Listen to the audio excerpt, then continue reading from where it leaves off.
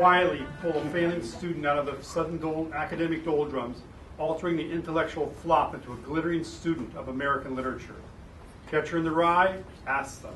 Synopsis, Flowers from Algernon? Just ask.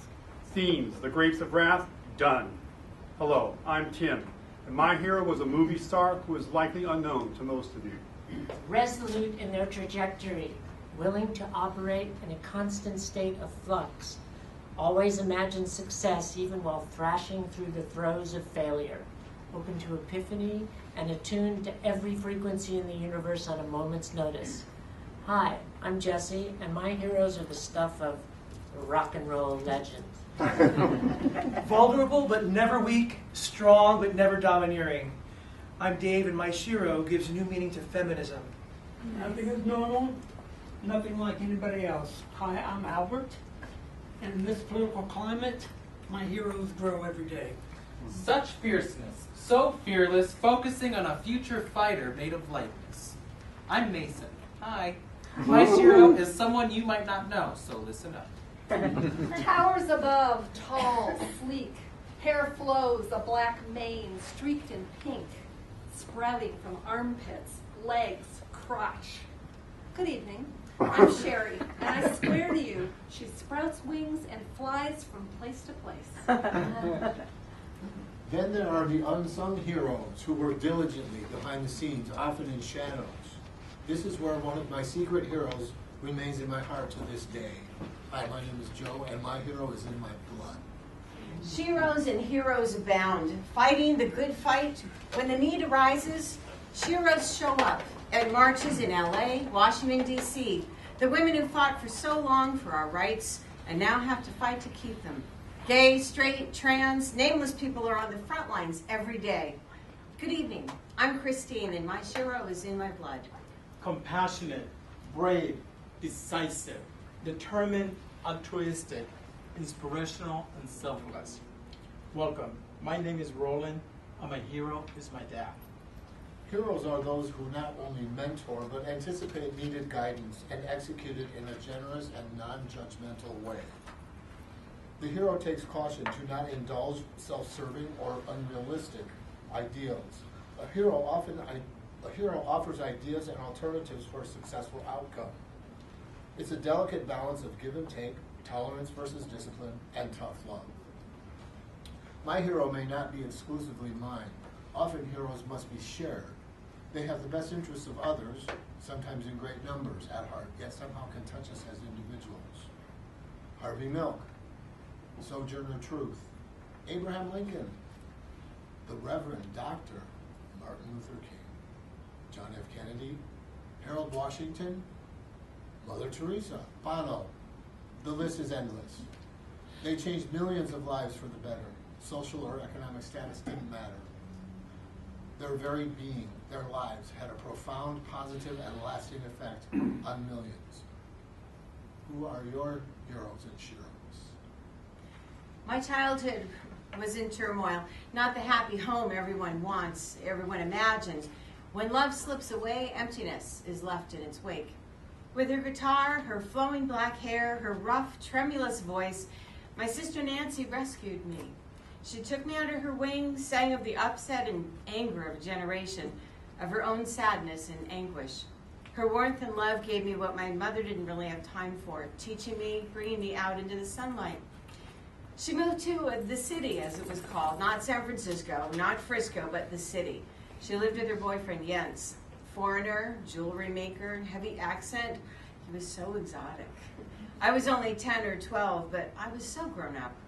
Nancy was 11 years older than I. She had studied anthropology at Berkeley. The days of People's Park and free speech, student uprisings, fighting injustice, and her guitar was always by her side, creating the perfect blend of art and politics. This was my truth, my sister Nancy. A shiro. A shiro is someone who does something extraordinary for those they deeply care about. It could be moving to another faraway country, just like my mother did when she moved to the U.S. by herself, so she can scout a better future for us, her children. She left her husband, her mother, her siblings, her social status, friends of decades, and many from childhood. She left everything she knew and everyone who knew her, including us, her own children. A hero. A hero is someone who fights for an ideal that transforms the lives of hundreds of thousands, if not millions of people. It is someone who fights the unbeatable foe, just like my father did when he went underground to fight an unjust government, a government whose primary job was to defend those who have the most against those who have the least. Heroes and heroes have a vision that transcends, like my parents did, regardless of the risk, for they care more for the lives of others. They are compassionate, brave, decisive, determined, altruistic, inspirational, selfless, noble, and empathetic, smart, and they care more about what they must do and not worry too much about the consequences. 1971, Weeblo Cub Scouts annual Pinewood Derby.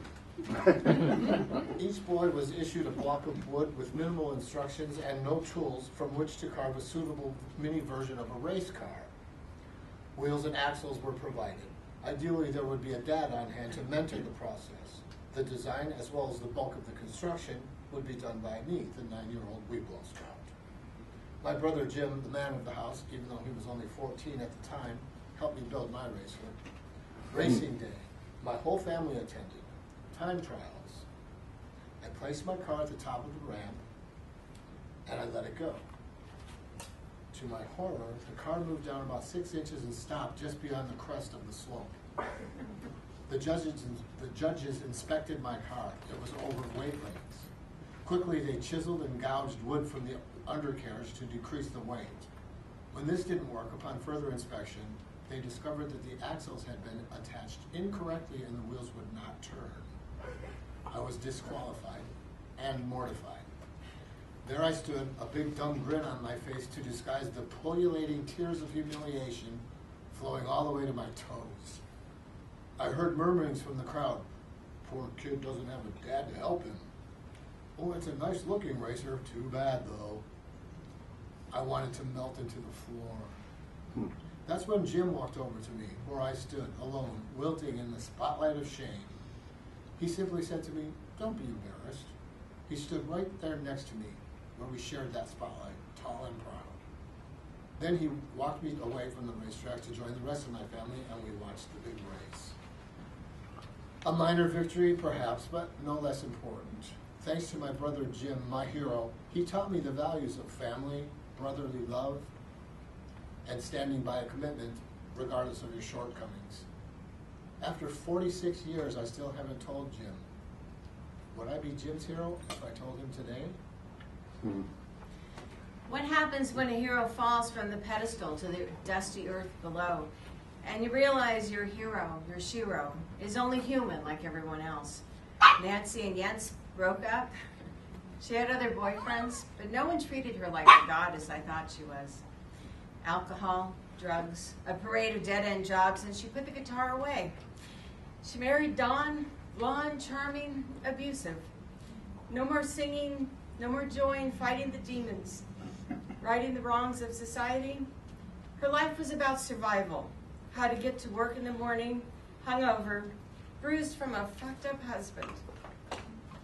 The sadness in her eyes told the story. Eventually, though, she got away from him, escaped the deadly path, went back to her childhood home, back to the womb, back to the home of the father who loved her best. And she grew stronger. She found new joy, new purpose in motherhood. She didn't play the guitar anymore, but she forged a life worth living. Gone now, her life lives on in her son.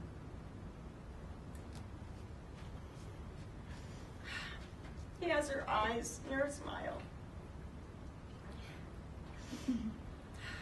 And what about me? Who do I look up to now?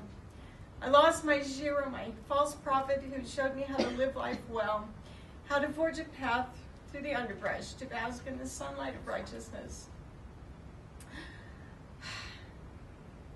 My sister was my shiro, rescuing me when I needed it, showing me a path, and she still is. No longer on a pedestal, but a real human who lives in my memories with flaws. It was Nancy who handed me the keys to unlock my world. My father, Guillermo Alfonso Palencia Badia, was not for the longest time a hero to me. By the time I turned 10, he had practically abandoned the family, leaving my mother, Vilma Duarte de Palencia, us 5 kids, and a thriving bakery business behind. A very handsome and charismatic leader, he embodied the optimism of the booming Caribbean town of Puerto Barrios, the largest port in Guatemala, between Belize and Honduras, and was Guatemala's premier window to the rest of the world. My dad had a magnetic personality, a beating heart overflowing with compassion. He devoured books, giving him a refined intellect, further sharpened by a formal university education and by decades of passionate engagement with people from all walks of life. In the mid-1960s, my dad joined El Ejército Guerrillero de los Pobres, the Poor People's Army, an underground guerrilla group made up of mostly indigenous peasants.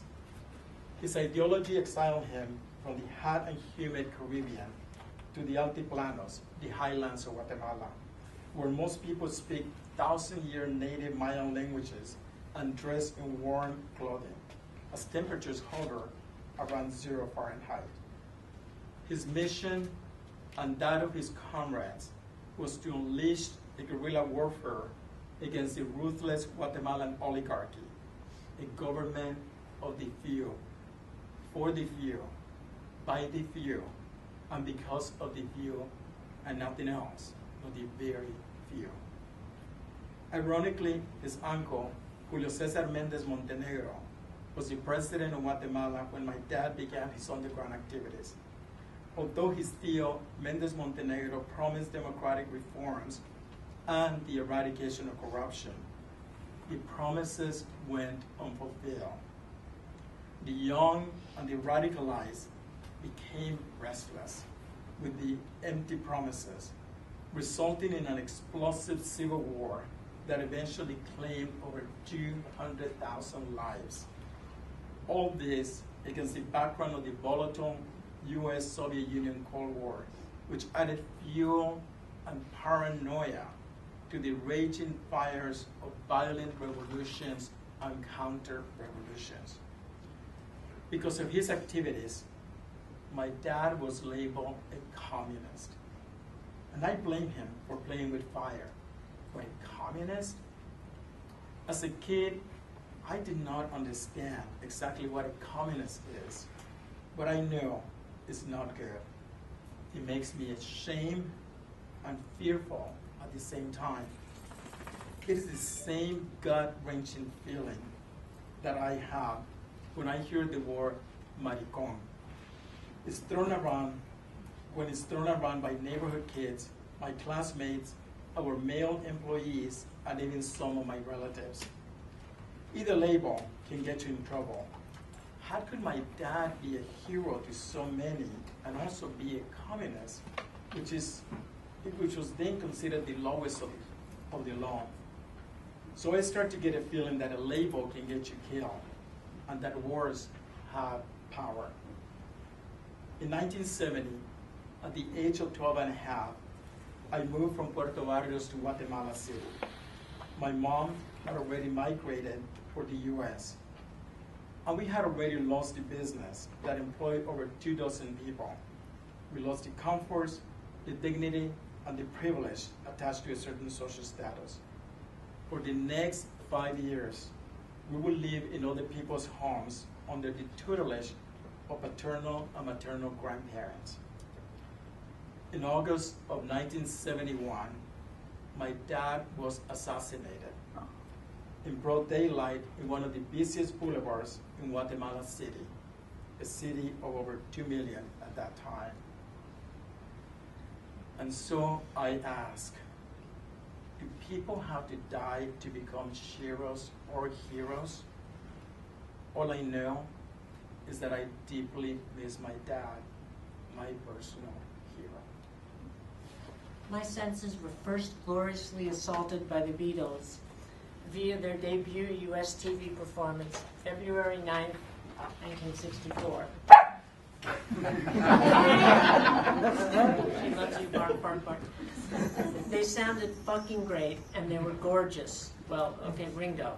But still, here on national television on the fucking Ed Sullivan Show, amongst racist, sexist, talking puppets and comedians, the cast of Oliver, a magician and an acrobat appeared 4 long-haired, singing, gyrating, androgynous men, spiking my 6-year-old brain with a vast array of orgasmic, proto-psychedelic technicolor hues, despite the broadcast being in black and white.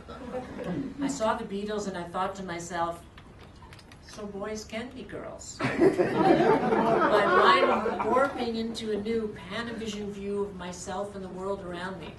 Who the hell needed school, religion, sports, serving in the armed forces, breeding, babies, or a fucking career? I had seen the new gods, and they were human like me, wielding the instruments of our destruction, guitars that spat out electrical currents, drums that exploded like atomic bombs, and voices like angels.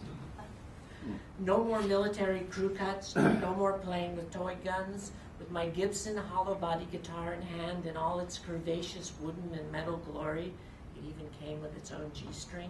I could thrash out luxuriant chords, wail like a banshee, and shake my sexy ass for the entire world to see. If the soul is indeed rubber, that means it's fluid, malleable. It can be bent and twisted into new transformational configurations. Everything was not as it seemed. I was a girl, not a boy. And while there was virtually nothing tangible to confirm my fluctuating reality,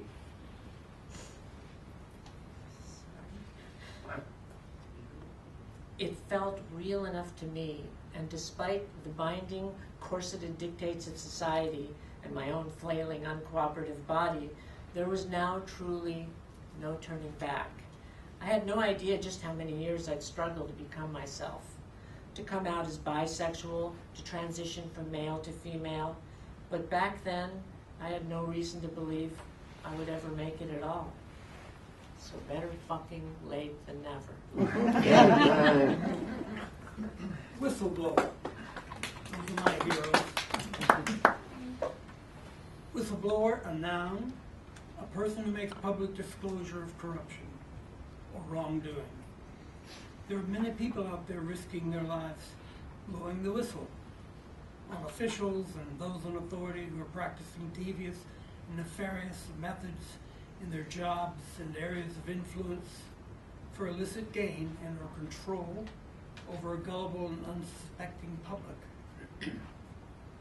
Such hidden practices destroy the proper maintenance and security of the social infrastructure in the name of private and or corporate interests in order to deceive the body politic and assure ascendance of an elite few who have wrested control over financial and governing of coalitions to the detriment of the civic community at large. Such nefarious and hidden influences have, of course, been around for hundreds of years throughout history. But the time has now come, given the easy access of information through the internet and other social media conglomerates, to make available a forum for disclosure of covert dark operations to the light of public knowledge and awareness. And I applaud such an availability of information and approve wholeheartedly those brave enough to disseminate questionable and disreputable enterprises which harm the many for the benefit of a few. Society as a whole needs to pay attention to these whistleblowers and check out the information with an open mind and a judicial inquisition. There are controllers in high positions of authority which attempts to diminish the equality of public justice. We've known this for some time, but have been unwilling to do anything about it because of the feeling of helplessness due to a lack of complicity among compatriots, and the illusion of power by those who own the store. The American Republic has suffered because of this. The public has suffered, and the poor particularly. This coming to light of information puts upon us an obligation to not only assimilate that information and process it in our social awareness, but to stand with those who put themselves on the firing line so they are not fighting alone. To fight for what is right is how heroism is defined. The initial exposure is not the finished product. It is when a group of conscious individuals align themselves with the lone whistleblower to provide a protective front until a larger picture is delineated and made clear to a perceptive and informed public that exposure of corruption can be dealt with on a social level. Otherwise, we're all left in the dark and deserve those consequences. So now is the time of convergence of both information and heroism. Whistleblowing may not be good for one's health, but it is vital. And in these times, we must make use of the tools available to protect ourselves, and for those weaker than us, and for the nation and world at large. If we are to evolve for the better, we must stand up for what is right and expose the darkness around us. To fear doing so is to consign humanity to the dark ages of the past. So there's a turning point now upon us. So we gotta support the people who shine the light. People like Karen Silkwood, Detective Serpico, Daniel Ellisberg, Edward Snowden, Julian Assange, Aaron Brockovich, Chelsea Manning. Yes, my heroes were four pasty white, androgynous-looking, working-class dudes from a devastated northern English backwater port of call, but damn, could they rock.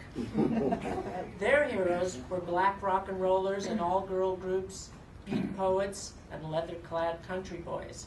They had a gay Jewish manager. They refused to play for segregated audiences in the South. Their films, A Hard Day's Night and Help, were stuffed chock full of queer and camp dialogue, situations, visuals, sensibilities, and naughty allusions to both sexuality and gender, playing off their at times effeminate, at times asexual image. They didn't suffer fools kindly. They treated all comers equally and were never less than forthright and honest about their own faults and failings. While my own journey of self-discovery and self-acceptance was aided immeasurably by LGBTQI and queer artists and activists along the way, it truly began that magical day in 1964 when I first set eyes and ears upon the Beatles, turned off my mind, relaxed, and floated downstream. Yeah, yeah, yeah. Yeah, yeah, yeah. QueerWise celebrates, honors, mourns, and remembers our sheroes and heroes, famous or not, family or not, accomplished or not, dead or alive. We own, cherish, possess, love them. They pump us with energy, maybe GLBTQI. People rely on our sheroes and heroes in a heightened way. Who are your sheroes and heroes? Dan White was born in Long Beach, the second of 9 children raised by Irish-American working-class parents in a Roman Catholic household. In his junior year attending Reardon High School, he was expelled for violence. November 27th, 1978. Spinning around my bedroom, blissfully unaware of the news as Donna Summer's voice soars from my turntable. I have a head for books and music, but not the evening news. The news is a nuisance. I'm unaware that Harvey Milk, a man on the opposite coast, a place where I'm longing to be at this moment, has been assassinated.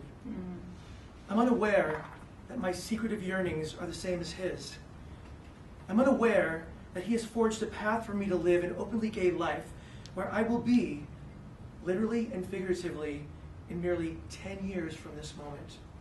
After being honorably discharged from the United States Army, the newspapers referred to him as an all-American boy when he rescued a woman and her baby from a 7th-story apartment when he was working for the San Francisco Fire Department.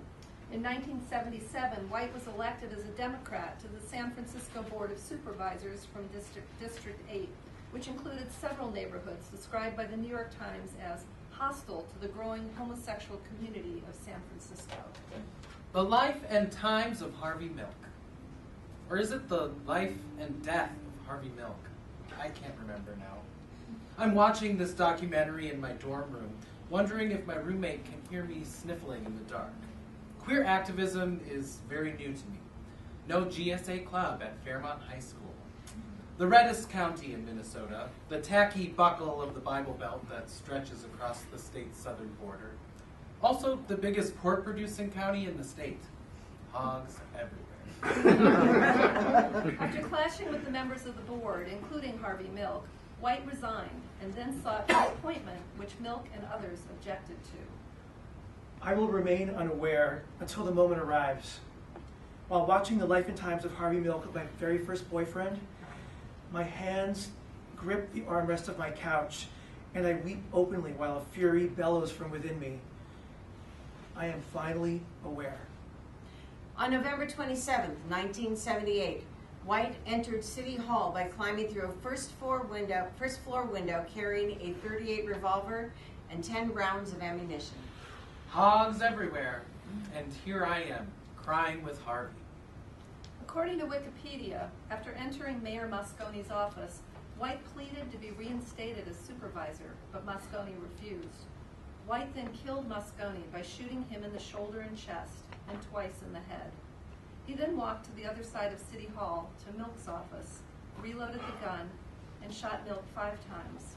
The fatal final shot, 2 shots, fired with the gun's barrel touching Milk's skull. It was November 1978. I'm on my back on the oversized couch of my aunt's house in her living room. She is taking care of me, but maybe it was too little, too late. Cancer. It might be cancer. Surgery this week. I watched TV to pass the time. The Briggs Initiative. What? Gays couldn't be teachers? We defeated that one. All these gays jumping up and down in the Beverly Wilshire Hotel. We won. We won. My aunt said sick. After the surgery, no cancer label, but I'm a different kind of man. No longer still on the couch. Dianne Feinstein, acting mayor of San Francisco, was on TV announcing, Harvey Milk is dead. Harvey Milk is dead. Harvey Milk is dead. I could not stand up or tell my aunt I am not sick. I felt not pain, but change. I'm a different kind of man now. I will be able to get off the couch. Harvey Milk is dead. Harvey Milk is dead. Outrage within San Francisco's gay community resulted when White received a manslaughter conviction rather than first-degree murder.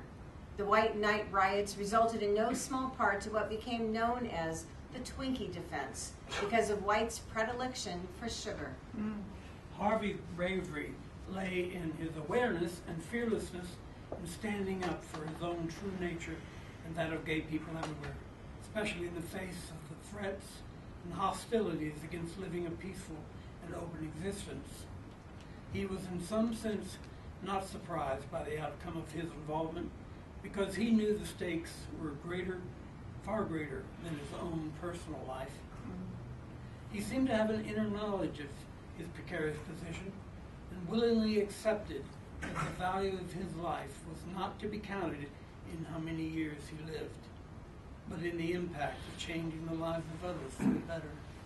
On October 21, 1985, less than 2 years after his release from prison, White committed suicide by carbon monoxide poisoning in his garage by running a garden hose from the exhaust pipe to the inside of his car. And just like prophets do, and in foretelling his own fate and that of the entire LGBTQ community, Harvey Milk declared that if a bullet should enter my brain, let that bullet destroy every closet. I know what it's like to experience having your heroes killed by an assassin's bullet, as Harvey and my father shared the same fate. Bullets can kill individuals, but they can't kill the collective thirst for justice, human freedom, and dignity. Bullets are like a dam in a river.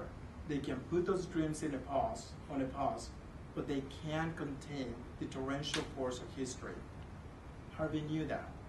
He also knew that these tragedies heighten our awareness of what is at stake, and they give us clarity of why we fight for what we fight for. And it also makes us very aware of our own hero role in that evolving history. Tireless worker, fighter, friend, and advocate, he was up earlier than usual this day. He quickly showered. He would normally have a light breakfast at home. Instead, today he'd enjoy hot tea and pastry when he got to work. He arrived at his office earlier than usual because of skipping breakfast. The day was somehow different, unusual, strangely off-kilter. Though he couldn't quite put his finger on it. It became apparent when he looked up from his desk to see a familiar figure, arm extended, fixed gaze. In that second, Harvey's fears were finally realized. My hero slept with a gun under his pillow every night because my hero was not perfect. His voice danced into my soul like a singing tambourine as he saved his family but not himself. I liked the way he would round up animals on his farm while saving his brothers and sisters from being sent off to foster homes after the deaths of his parents. Man, he was my hero. During World War II in Europe, he was wounded and wounded and wounded, but he never gave up on his men. He kept coming back and he kept fighting hard. He was a short man, but tall to me. He alone, while covering his men, disabled 50 Germans towards the end of the war and captured one of those hills that were so vitally important back then. Alone, he fought the enemy alone, on top of that burning tank. Man, man, oh man, oh man, he was my hero. I sat in the front seat of my father's two-tone 1957 Pontiac at a local drive-in when I saw him for the first time. He was a good man, a beautiful man, a wounded man. I knew he would never walk away from me. He would never let me go hungry. I bet he would make me feel proud of who I am. Man, he was my hero. Most boys know how to not act like girls. Most boys don't know how to grow into men. I was scared to be a man, because becoming a man was an option. I bet my hero would have helped me climb that cyclone fence. He would have pushed me over the top and helped me run away to another town where I could be a hero just like him. He drank a lot, he wasn't happy, he died in a plane crash, and he did sleep with that gun. Still, he touched me and showed me that even if you don't have an option, you can be proud of who you are. My hero, Audie Murphy. Sheroes and heroes, feminine, fluid, masculine, malleable, the friends, loners, champions, freaks, lover of all. Erudite, precise, little patience with vagueness, says what he means what he says. Disarming haters with unparalleled intellectual armament. Full strength, through the gates, in your face, then behind it, obliterating blindness, demanding you wake. Overcome their faults, open the vault, correct spelling, punctuation, road to high self-esteem. They believe in you, them, the underpaid, the underappreciated, the mocked. Improve their ability to compose a paragraph, explain how to use a semicolon. Write, learn, understand. Philanthropist, ventriloquist, dentist, biologist, gynecologist, therapist. Gaudy, garish, defy convention, drink from multicolored bottles on ancient dusty shelves, shapeshift through gender, through ravages of space and time, face each new horizon with a gleaming smile that wraps around all consciousness. She will not be bound by fashion codes that infantilize. No posers need apply. 2015 was my last year celebrating Twin Cities Pride in Minneapolis before moving to Los Angeles. And my favorite part of the festival is the Pride Parade. The weather for the parade is always perfect. Sun out to play with sequin-sheathed drag queens, a breeze keeping rainbow flags dancing, and hot enough to wear as little as possible. 2015 was no different. The parade pierces the heart of downtown Minneapolis, down the busiest street in the city. It's important to note the parade, the most visible event in Minneapolis for the LGBTQ community, happens on center stage. Jerry and Heidi had been my Pride buddies since my first Pride parade in 2009, and we were determined to go all out for our final Pride together. We didn't bounce back from a night of drunken dancing quite as well as we used to, but we had the tools to fight off our hangovers. Breakfast sandwiches and a super soaker filled with vodka cranberries. The first trans poet woman to be awarded the honor, the Grand Marshal of the parade that year, was Andrea Jenkins, poet, activist, and playwright. I had seen her before at events and shows, but knew little about her. And that day at the parade, Andrea Jenkins became my hero. The parade is just getting started, and already we've put a major dent in our boozy ammunition. My tank top, shredded to pieces and put back together with colorful leather straps, sticks to glittered, sweaty skin. We hoot and shriek as a float full of go-go boys bumps past, bulges bouncing in time with the club music blaring from the speakers. The roar of 50-strong dykes on bikes shakes the street. I can feel them in my sternum. This parade is all energy, pure ecstasy, and I am lost in it. The Grand Marshal comes toward the end of the parade, and Andrea Jenkins does more than smile and wave to the cheering crowds lining the route. Her car is surrounded by protesters, mostly young people, waving signs and chanting Black Lives Matter and Trans Lives Matter. Andrea Jenkins' voice rings out over all the others. She trades in the waving and the smiles for a bullhorn. Her car comes to a stop in front of the parade grandstand, and she leaps from her throne and calls a signal to her entourage. Signs drop, and bodies lay down in the street. Andrea calls for silence, and the world listens. Silence for Michael Brown, for Sandra Bland, for Poppy Edwards, for London Kiki Chanel, for the black and trans bodies that find stillness too soon and too often. Andrea Jenkins does not rely on her visibility. She seizes her opportunity to demand attention and action in fighting for the rights of her communities. I am shocked by the disruption, by the power of true pride wielded to fight like hell for what is right. In her poem, Queer Manifesto, Andrea writes, "Why are we afraid to let real love shine? To say, I'm in love with a big, black, transgender goddess, and she loves me back, so fuck you." Andrea Jenkins has kept on fighting, and today she is in the middle of campaigning for Ward 8 council member for the Minneapolis City Council.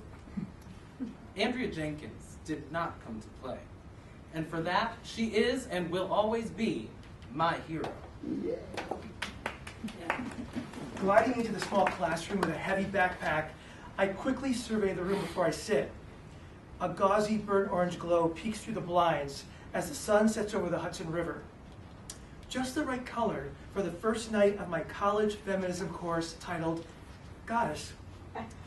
Earlier in the cafeteria, my buddy Homer Snyder, clothed in a Miller Lite t-shirt and bearing a freshly shorn crew cut, shoots me a quizzical look when I tell him that I have a night class. Sociology? No. Goddess. What the fuck is that? Undeterred by his judgmental tone, I say, it's a feminism course. Silence. I fling this awkward exchange off along with my backpack as I take a seat in my goddess course next to a ginger-haired boy with a ruddy cheek complexion resembling a freshly polished apple. Jet black from head to toe. Black shirt and jeans, leather jacket, chunky boots. Not butch, but feminine and strong. Cascade of raven-colored curls, a natural streak of white, her wisdom. Her hair, a crowning glory, a commanding aura on this goddess of a woman. Some people, some women, seem taller than they are because their presence is amplified. They command the room. All eyes turn to look. All ears attuned to listen to her wisdom, her insight. She could see things. Arlene Raven, art historian, feminist critic, lesbian, co-founder of the Women's Building, my mentor in the Feminist Studio Workshop. She was Arlene Rubin until she met Judy Chicago at Cal Arts in the early 1970s, where they founded a feminist art program. Judy said, "No, you shall be called Arlene Raven." And from that day on, she was. There are 15 women seated around a large table and 2 men. I'm one of them. Pam Shmansky smiles and introduces herself as our professor, the head goddess. Long curls float out her back. Her Woodstock-inspired blouse is billowy and free, much like Ms. Shmansky's demeanor. She and her husband Dick live in a solar-paneled house on a country road in the lush green hillsides of the Hudson Valley. The professors at this community college are all suits and spectacles. Ms. Shmansky is the earth. We begin by dissecting Bible passages from a feminist perspective, and then we move on to matriarchal societies omitted from the history books, and I unlearn oppressive language. Witch, shapeshifter. I wouldn't have been surprised if she became winged at night, slipping out the window of her South Central Victorian, soaring over the city under a full moon. Her vision was certainly elevated, an aerial perspective on history, culture, art. She created the Lesbian Art Project and held court in her Victorian parlor. At her feet, we felt transported back to the 1920s Paris, the salon of Gertrude Stein and Alice B. Toklas. At the dinner table, I tell my parents it's police officer, not policeman. Firefighter, not fireman. Seemingly innocuous language takes on new meaning. Words are like chains, meant to shackle women and keep them in their place. My mom, my grandmother, my girlfriends. In 1975, I was 21 years old, had just traveled from the Midwest to join the Feminist Studio Workshop. I took her class called Feminism 101. She made predictions. She said capitalism was so powerful that one day it would take this feminist movement of ours and sell it back to us as merchandise. It would be commodified for some corporation's benefit. Impossible, we thought. Feminism was marginalized in the public eye, even despised. Only a few years later, cigarettes were marketed to women with the slogan, "You've come a long way, baby." How had she known? How had she seen it coming? But this Amazon warrior armed me with the true weapons of resistance, critical thinking. I saw what was being sold to us, a message about our bodies. To be attractive was to be slim, Virginia slim. Our desires must be sublimated with toxic fumes that we suck into our bodies. We should choose the poison, not the tits of our mothers. Our appetites could only be satisfied by sucking on the patriarchy. Wow. At one class, Ms. Shmansky instructs us to write a short story and explore our burgeoning feminists within, especially the men, just me and the ginger boy. So I put pen to paper, and in a feverish burst of creativity, I fiercely scribble a story about a woman, Miss Ruby, who tends her garden in a conventional suburb. And her garden is unlike the others. It's lush and vibrant and overflowing with morning glories and roses. Her secret ingredient for fertilizing the soil is her menstrual blood, which she keeps in a small container. I nervously pass my story to Ms. Shmansky, and while the class reads a chapter from the Miss Avalon, she silently reads our stories. A stifling Los Angeles fall afternoon, spent lounging by the shimmering blue pool, with my large, awkward, primitive headphones clamped to my head, wearing nothing but my panties. Well, my tight boy's bikini bathing suit. A girl can dream, can't she? Listening to the dazzling new yet instantly familiar blast of sonic wizardry that was Rubber Soul, the Beatles' just released long-playing vinyl disc. Wonky, overgrown stub palm trees did their best to mimic the decadent sway of their taller, sleeker brethren, while a manic blue jay dive-bombed my ginger cat, named, unsurprisingly, Ginger.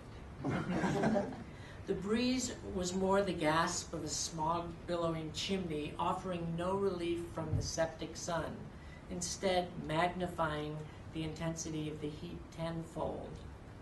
Ain't I a woman? A small gasp escapes her lips, and I wonder if she's reading my story. As we all prepare to leave class, Ms. Sponsky asks, "Can I speak with you, Dave?" So when the last student leaves, she whispers conspiratorially, "Did you know that I do that with my own menstrual blood?" I've never told anyone. She places a hand on my shoulder, and a sensual wave of warmth and empathy infuses my being, and I feel a connectedness and a sense of peace. I know I'm going to be okay. Oh. Ain't I a woman? I'm going to leave this town. She taught me the power of language, how words have been stolen from us, but how we can take them back, make them our own. Men's words meant to hurt us became our words of empowerment.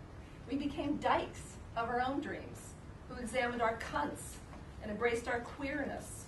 We called each other girls.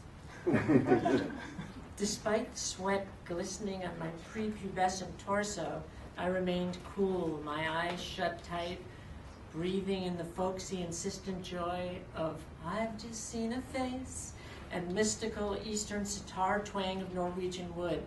The album's front cover flickered across my mindscape, a pulsating neon billboard.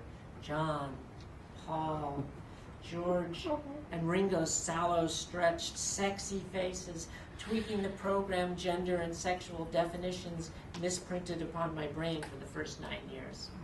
One more thing she taught me in Feminism 101 was how to take my power in public. Every time I'm in front of an audience, I step into chunky boots, which elevate, cloak myself in the black of mystery, and summon strength from the raven. Ain't I a woman? It had been 2 endless, tumultuous years that had brought me to this intersection in time. The move from vertical, shadowy New York City to the woozy, horizontal oasis that was Encino in 1965, followed by my parents' quiet but ugly divorce, struck me like a shift of dimensions. I was searching for something new, although at the time I could not have told you exactly what it was. Ain't I a woman? Oh, wait, I have another Shiro. A Shiro whose eyes seared into my soul, her blackness, her otherness, so foreign to me. Hugged by her huge dress and her white shawl, she looked like any other lady of the era, but those eyes were fierce, strong, a woman not to be fucked with. On a mission, her name proclaimed to the world, "I am Sojourner Truth," on a mission of truth, of justice, of righting the wrongs of the world. Okay, I was in grammar school, a place of play, of reading, writing, arithmetic. We were taught something about slavery, but not the details. There were a few white kids and some brown peers, but I don't remember anybody black until I was in junior high school, until I met Derek. It was the 70s when LA was making an effort to encourage diversity, painting the city with a coat of many colors, an attempt to bring people together. Derek played the trumpet. I played the flute. I loved the instrument's smooth silver sheen, identifying the place for each of my fingers to go, controlling the sound of the flute by finding the absolute right spot on my lips to blow, making this piece of shiny metal come to life. Ain't I a woman? The best reason to go to orchestra class was to lay eyes on Derek. His quick smile, his gorgeous smooth skin. I melted every time he looked at me with those deep-set liquid eyes. The flute and the trumpet, making beautiful, blissful music together. I would watch him play the trumpet and just melt with bliss. Ain't I a woman? Well, in reality, I was a young white girl of immigrant parents, living in a quiet neighborhood in LA, learning the sinister stories of our country, reveling in a Shiro who thoroughly lived her life for good, battling unimaginable struggles and unknown terrors. Sojourner Truth lifted me into womanhood. She persevered. She persisted. She changed the world, and because of her, I was given permission to have my first teenage crush on a black angel who played the trumpet. Ain't I a woman? Ain't I a woman? How many survivors are alive today, having survived so many generations because of one strong, determined woman, a rescuer of souls so many years ago? My father. My sister Nancy. Audie Murphy. My professor, Pam Schmonsky. John, Paul, George, and Ringo. Today's whistleblowers. Arlene Raven. Andrea Jenkins. My brother Jim. Michael Kearns.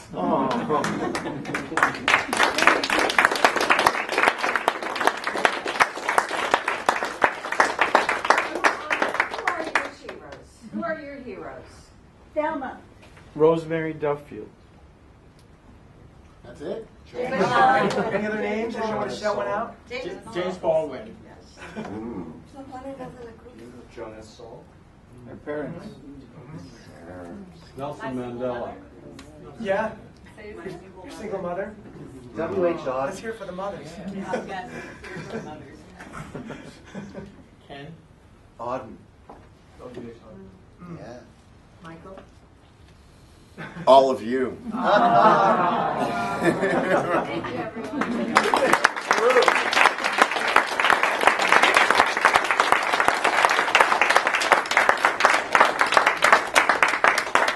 Music. Oh, no. Yeah. That was lovely. Ain't I a woman? Now, please. I baked carrot cake and lemon poppy seed and a chocolate cake at 6 o'clock this morning. Don't film.